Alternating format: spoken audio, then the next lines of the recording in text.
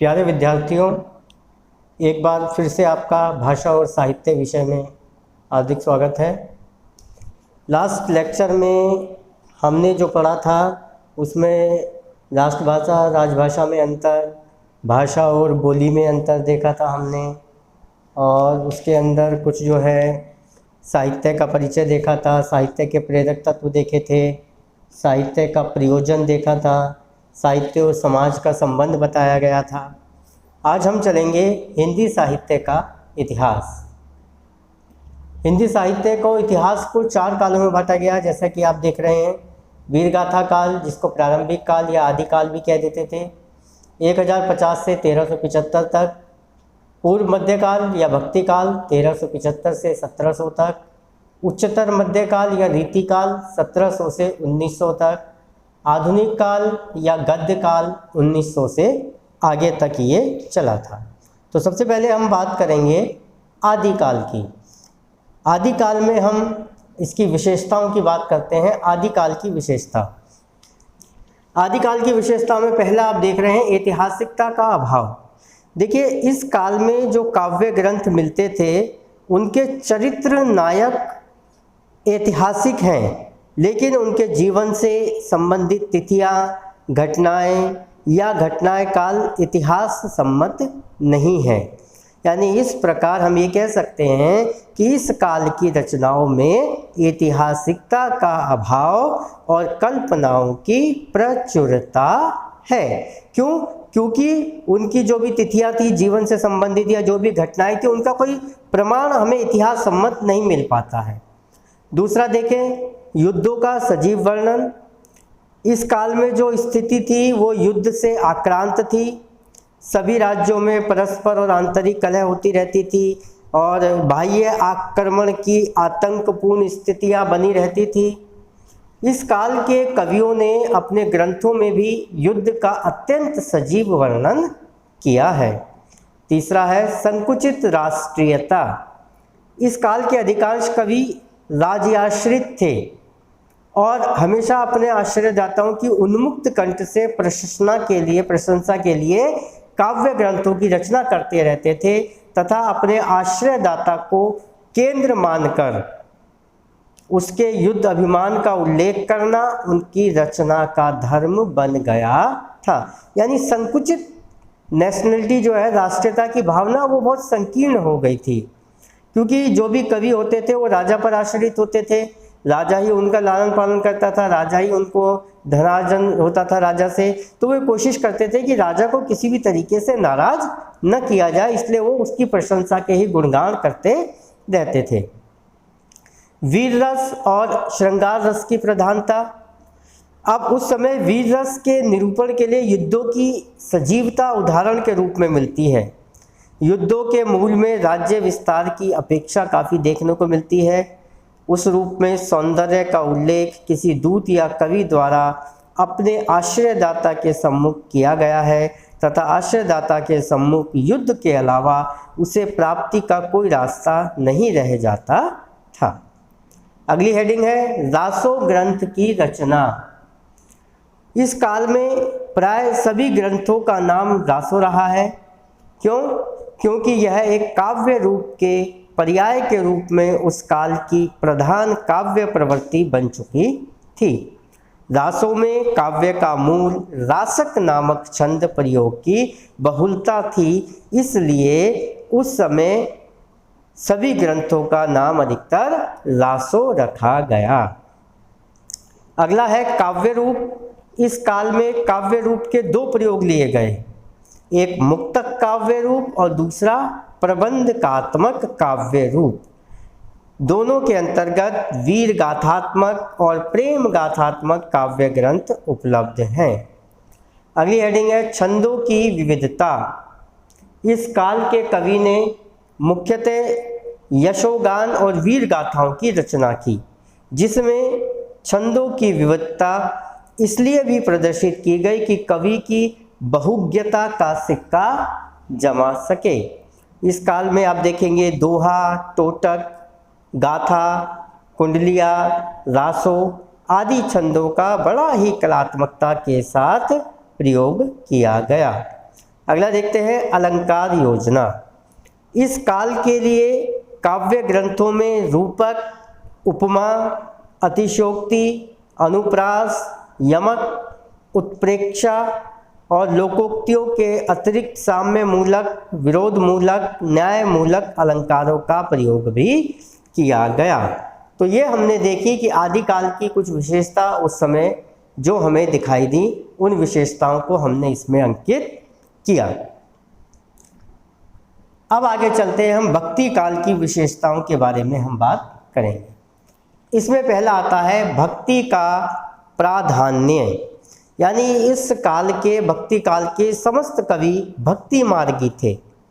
कबीर के ज्ञान मार्ग में भी हरि गति जाने बिना बुढ़िमुआ संसार के अनुसार भक्ति ही प्रधानता थी। जायसी के बारे में आपने सुना होगा। जायसी की प्रेम मार्गीय शाखा में प्रेम भक्ति का ही स्वरूप है, जिसकी तीव्रता अवर्णनीय है। और सूर की गोपियां तो भक्ति का मूर्तिमान प्रतीक है। अगली हेडिंग, स्वानुभूत ज्ञान की महत्ता। भक्त कवियों ने शास्त्र ज्ञान की अपेक्षा सहानुभूत ज्ञान को अधिक महत्व दिया। कबीर भी यही कहते थे कि पोथी पढ़ी पढ़ी जग मुआ, पंडित भया न कोय, और ढाई आखर प्रेम का पढ़े सुपंडित होए। यानी मोटी मोटी पुस्तकों को पढ़ने से कोई भी ज्ञानी पंडित नहीं होता, वहीं प्रेम के ढाई अक्षर जो पढ़ ले वो ही पंडित कहलाता है। सूर ने भी कृष्ण भक्त गोपियों के स्वर में निजी अनुभव को ही प्राथमिकता दी है। अगला है श्रृंगार तथा शांत रस की प्रधानता। ईश्वर प्राप्ति के लिए संसार में मोह का त्याग करने के संदर्भ में शांत तथा ईश्वर से प्रेम करने के संदर्भ में श्रृंगार रस का परिपाक हुआ है, और उक्त दोनों रसों की प्रधानता उस समय रही है। अन्य रस गौण रूप से आए हैं। गुरु की महत्ता। गुरु के अभाव में परमात्मा तक पहुंचने का मार्ग दिखाई नहीं देता। गुरु कृपा से ही भक्त सम्मार्ग का पथिक बुनकर परमात्मा तक पहुंच सकता है, और इस प्रकार की मान्यताएं प्रत्येक भक्त कवि की वाणी में उपलब्ध है। अगली विशेषता भक्ति काल की, छंदों तथा अलंकारों का विविध मुखी प्रयोग। भक्ति युगीन साहित्य में छंदों और अलंकारों का विविध मुखी प्रयोग द्रष्टव्य है। इस साहित्य के प्रमुख छंद कौन से हैं? दोहा, चौपाई, कुंडलियाँ, पद आदि। अगली विशेषता है अहंकार का परित्याग। भक्त कवि अहंकार को ईश्वर प्राप्ति में बाधक मानते हैं। कबीर का तो स्पष्ट कथन है कि जब तक हृदय में अहंकार विद्यमान है, परमात्मा मानस मंदिर में कदम रख ही नहीं सकता। यानी यदि परमात्मा को पाना है, यदि ईश्वर को पाना है, तो अहंकार को त्यागना होगा। अगली विशेषता है ब्रज तथा अवधी भाषाओं में काव्य रचना। ब्रज तथा अवधी भाषाओं में काव्य रचना। भक्तिकालीन साहित्य की ब्रज तथा अवधी भाषाओं में रचना हुई है। पद्मावत तथा रामचरितमानस अवधी में है, तो समस्त कृष्ण भक्ति काव्य ब्रज भाषा में है। अगली विशेषता हम चलते हैं। अगली विशेषता है सत्संग की महिमा। सभी भक्त कवियों ने सत्संग की महत्ता स्वीकार की है। तुलसी ने नवधा भक्ति में सत्संग को प्रेम श्रेणी की प्रथम श्रेणी की भक्ति माना है। सूर ने भी अपरोक्ष रूप में सत्संग पर ही बल दिया है। तो इस तरीके से आपने ये भक्ति काल की विशेषताओं के बारे में जाना। इनकी हेडिंग्स को आपको याद करना है, और इसके अंदर का जो मैटर है वो हम आपको बताते जा रहे हैं, एक्सप्लेन करते जा रहे हैं। आपके पास कोई पाठ्य पुस्तक कुछ होगी तो आप उसमें से भी इसको देख सकते हैं। अब आगे बढ़ते हैं। रीति काल की विशेषताओं के बारे में अब हम बात करेंगे, और रीति काल की विशेषताओं में सबसे पहले आ जाता है ऋतु वर्णन। यानी रीतिकालीन काव्य की एक प्रवृत्ति रही है ऋतु वर्णन की। रीतिकालीन काव्यों ने अधिकतर ऋतु वर्णन उद्दीपन के रूप में प्रस्तुत किया है। कवियों ने ऋतु विशेष में होने वाले तीज त्योहारों के भी चित्र खींचे हैं। यानी उस समय जो भी तीज त्योहार होते थे ऋतु के अनुसार, तो उसका वर्णन कवियों ने अपनी कविता, अपने काव्य में अवश्य किया है। दूसरी विशेषता रीतिकाल की है श्रृंगारिकता। श्रृंगारिकता में क्या था? यह प्रवृत्ति रीतिकाल में सर्वत्र प्रचुरता के साथ दृष्टिगोचर होती है। श्रृंगार को इस युग में रस राज की संज्ञा दी गई थी। श्रृंगार रस के दो भेद हैं, संयोग और वियोग। रीति युग में श्रृंगार के इन दोनों अंगों का चरम सौंदर्य देखा जा सकता है। यानी संयोग और वियोग दोनों भेदों को हम रीतिकाल के कवियों की काव्य में देख सकते हैं। रीतिकाल की अगली विशेषता है अलंकरण की प्रवृत्ति। रीतिकालीन कवि अपनी अलंकार योजना के लिए प्रसिद्ध है। उन्होंने अलंकारों का प्रयोग दोनों दृष्टियों से किया है। अलंकार शास्त्र के ज्ञान के बिना उस समय के कवि को सम्मान मिलना बड़ा कठिन था, इसलिए अलंकारिकता इस युग में बहुत ही फूली फली। और इस काल की कविता की अलंकारिकता को देखकर ही मिश्र बंधुओं ने इस काल का नाम अलंकृत काल रखा तथा डॉक्टर रमाशंकर शुक्ल रसाल ने इसे काल का नामकरण कला काल किया है। क्यों? क्योंकि इस समय बिना अलंकार के कोई भी कवि अपनी काव्यता को नहीं लिखता था। हर कवि के काव्य में आप अलंकारों का वर्णन अवश्य ही पाएंगे। नायिक भेद वर्णन। रीतिकालीन कवियों को भारतीय कामशास्त्र से बड़ी प्रेरणा मिली है। कामशास्त्र में अनेक प्रकार की न्यायिकाओं के वर्णन है। युग की श्रृंगारी मनोवृत्ति ने वहाँ से प्रेरणा पाकर युग के सम्राटों, राजाओं और नवाबों के हरम में रहने वाली कोटि कोटि सुंदरियों का लीलाओं, कामचेष्टाओं आदि से प्रभावित होकर साहित्य में नायिका भेद के रूप में उनकी अवतारणा की थी।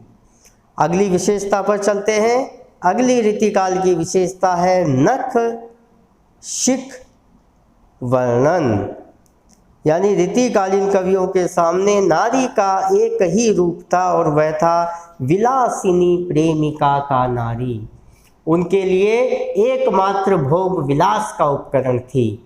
सौंदर्य वर्णन में रीतिकालीन कवियों ने नारी के उत्तेजक रूप और अंगों का वर्णन अधिक किया है, जिससे उनकी वासना वृत्ति की तृप्ति होती थी। अगली विशेषता ब्रज भाषा की प्रधानता। ब्रज भाषा इस युग की प्रमुख साहित्यिक भाषा है।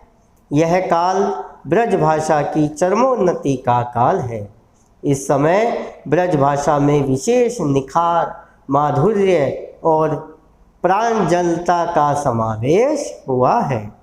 रीतिकाल की अगली विशेषता पर चलते हैं, जो है भक्ति और नीति।